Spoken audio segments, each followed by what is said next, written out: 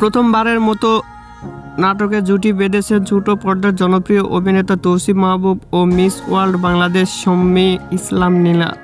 তাদের অভিনীত নাটকটির নাম ফার্স্ট লাভ। সম্প্রতি এক সাক্ষাৎ সম্মেলনে এসে সহ অভিনেতা তৌসিফকে নিয়ে অকপট প্রশংসা করলেন নীলা। নীলা বলেন, তৌসিফ ভাইয়ের হার্ডওয়ার্কিং, ডেডিকেশন অ্যান্ড ভিশনের প্রেমে পড়ে গিয়েছি।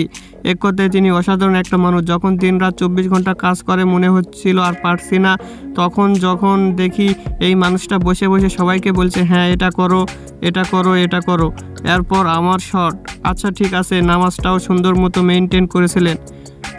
আমার মনে হয় আসলে এই জিনিসগুলো প্রেম এখানে প্রত্যেকেই পড়ে গেছে। তৌসিফকে অ্যামেজিং পারসন হিসাবে আখ্যা দিয়ে নীলা আরও বলেন, আসলে বুঝতে পারি না যে একটা মানুষ কত রকম বা কিভাবে একটা মানুষ কীরকম হতে পারে, কিন্তু তৌসিফ ভাইয়া